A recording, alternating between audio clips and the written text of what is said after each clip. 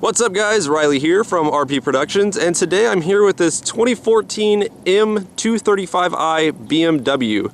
So, this is going to be my first time driving a BMW, I think, ever in my life, so that'll be a pretty cool experience in itself. I'm pretty fortunate enough to have a M-Series car, not quite an M-Series car. You know, it's a little bit, they keep it a little bit under-tuned from the M3, but also it's got plenty of power. So we're going to go over all the performance specs and take it for a little drive and see how it does. Alright guys, so we're dealing with a 3-liter inline-6 turbocharged engine that produces 326 horsepower and 322 pound-feet of torque. That is good for a 0 to 60 of about 4.6 seconds. Top speed is limited at 155, and that makes for a hell of a good package when you consider everything you're getting for about $50,000, and it's a nice luxurious BMW. Driving down the road doesn't look like it's too out of the ordinary. It looks, you know, like a relatively normal looking BMW. You wouldn't really think much of it, but it's got quite a bit of power to it, and it's just a really clean looking car. Coming around to the back, this has the standard exhaust. There's also like an, I believe it's an M package exhaust you can get with it. But these tips actually look really good. Sounds pretty good too. And coming around the back, you know, you get to see what you paid for back here with this nice little M badge to let everybody know that you are cool shit. So coming around to the side, it's got the Michelin Pilot Super Sport tires, which in the back surprised me. They're only 245 in width, so I expected them to be a little bit wider, but the Pilot Super Sports are damn good tires, so I guess that is all it needs. And the BMW engineers, I'm sure, know what they're doing by putting some thinner tires on here. Got the blue calipers peeking through back there. Huge fan of those. I think that looks really nice. I think more car manufacturers need to start adding colored calipers to their vehicles. It's a great touch. Coming to the front, you know, looks like a normal BMW. See it behind you in a car? You're like, okay, there's a BMW behind me. I like what they did with the headlights. They have a nice little aggressive look to them. I mean, this is just a really clean looking car. Peeking through there, you can see, I believe it's the intercooler. Also with these, looks like two little strut tower brace type things peeking through. So, you know, this car is not quite an M package, but it's got upgraded brakes, upgraded handling, upgraded steering. They wanted to keep it a little bit under where the true M cars are, but it is still a hell of a good car, and we're gonna go and take it for a little drive. All right, so here we are in the M235i. We're gonna start it up, take it for a little drive.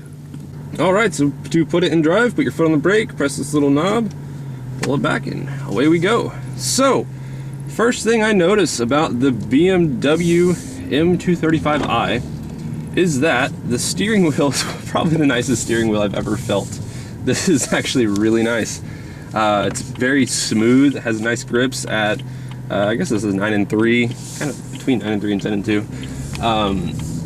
It also has little notches, pretty much that go around the whole entire wheel, so your hands are comfortable pretty much at any position. So I'm gonna drop it into sport mode, and we're gonna pull onto this road.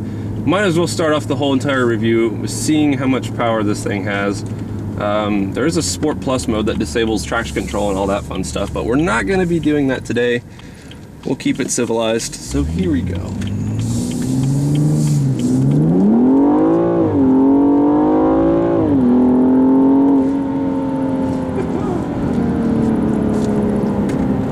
Alright, so the inline-6 with the turbocharger definitely gets up and goes. Corner's extremely flat. Wow, this thing corners like a freaking champ. So, you know, everybody always talks about BMWs having really good handling, and I never really understood what exactly they meant. I was like, okay, it's a BMW, it's a nice luxurious car.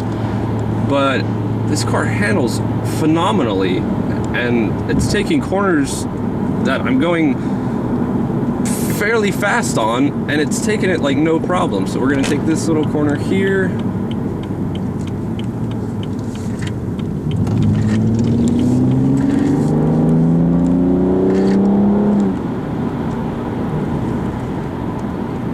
It's very smooth. Everything about this car is very refined, smooth. Power comes on nice and easy. I'm gonna floor it here.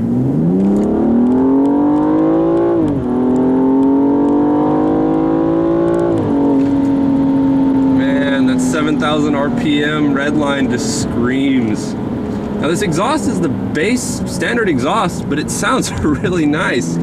So with the aftermarket exhaust or with the in-package exhaust, I'm sure it sounds even better, but there's just power everywhere. You know, one thing I've always worried about with these turbo engines is that, you know, you have to wait for it to spool up and all that fun stuff, but you know, there's none of that. There's power pretty much everywhere in the RPM band, and that is a big thing to me if you're going to be spending this kind of money on a car. I want to have power anywhere I desire. Alright, so we're going to do a quick little 0 to 60 and see how it does.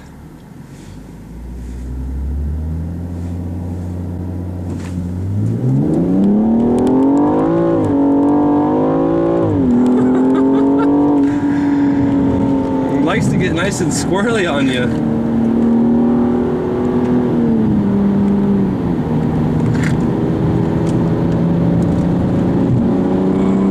Thing just rips. This is a very, very nice car. Now I'm fully on board with why people spend the extra money and get a nice BMW.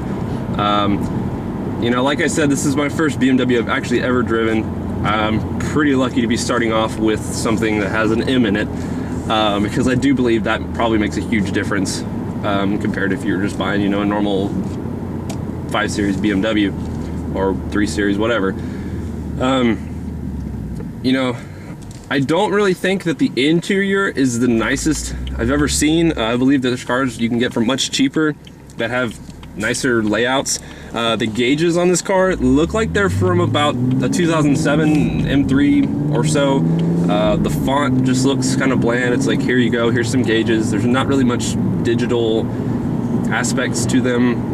It's just kind of boring to look at, honestly. Coming over to the center, it's got a nice little, looks kind of like an iPad sticking out of the dash, and it tells you a bunch of cool stuff like your tire pressure and navigation and all that fun stuff's up there. So, you know, that looks good. But when you go down from that, AC vents look like they're out of just a standard car. The CD player and all that stuff, just, it doesn't look that nice, honestly. I mean, if I'm spending 50,000 plus on a BMW, I would expect it to have a slightly nicer interior. But for the performance, I can definitely see why you would. You know, if you're going for a luxurious car, I think you'd go a different route. But if you're going for something decently luxurious with plenty of power to have fun with, this is a really good buy. So coming down to where the gear shifter is really nice. Took a little bit getting used to at first. There's kind of some weird little things to it about putting it in drive and park and reverse and all that stuff. Next to it, you have the nice little buttons for sport mode and eco mode and all those fun things. Traction control off. Basically all your fun buttons are located right next to the gear shifter. 2 cup holders, which are kind of in a weird spot. I like what they did. They put it in front of the gear shifter, so if you were to opt for the manual, it would not get in the way. I assume if they kept the same layout. I'm gonna take this corner with a little bit of speed, and it just begs for more. It's just like, keep going, you're totally fine, just...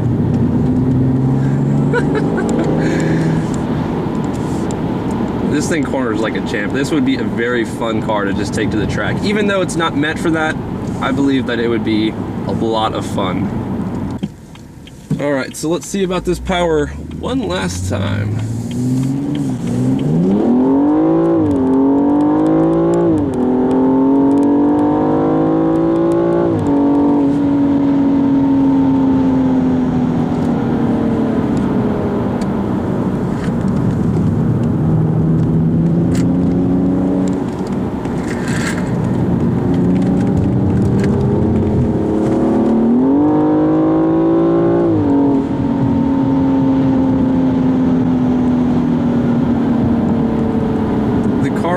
It's literally so refined. It's such a nice driver's car. This would be a really good daily driver for somebody. You know, if you're spending the kind of money, I don't think you're too worried about fuel economy, but surprisingly, it actually gets really good fuel economy. I believe it's low 20s. I'll have a little annotation of what the actual EPA saying is for it, but it's pretty damn good. And you know, for all the power you're getting with this car, it delivers it really nicely. On paper, it doesn't look like it's that fast. It's 320s for torque and horsepower. But when you're actually driving it, it's quite a lot. And the way it delivers the power, there's power everywhere in the RPM band. It just keeps building when you're really getting on it. And it's a really good buy. And I'm really surprised. Here I am, first time driving this car, first time driving a BMW. Hopped right in, and I'm already feeling very comfortable in this car. I feel more than confident in myself. I feel more than confident in the car. I mean, obviously I wouldn't go and just go absurd with it, but you know, you respect the car, it'll respect you. And I believe that, you know, if you're looking in the price range of the 50,000 mark for a nice daily driver, or even just a fun car, just to have for like a weekend warrior, I believe that this was a really good alternative to the other things in that price range. I know BMW says they're going to make an M2 coming out pretty soon. I'd be anxious to see how that compares to this, but I believe that, you know, this, if you, I mean, it's a really good car, it really is, and I'm thoroughly impressed. So guys, I want to thank y'all for watching this video.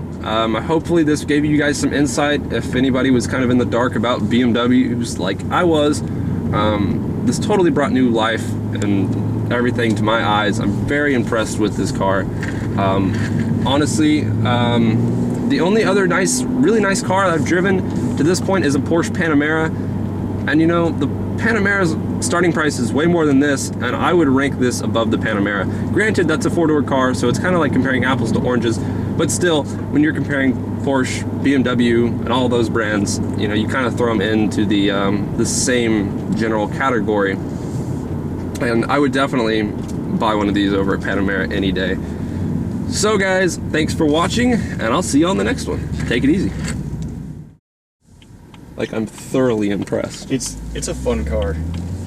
I expected it to be good, but I didn't expect it to be this good. Yeah.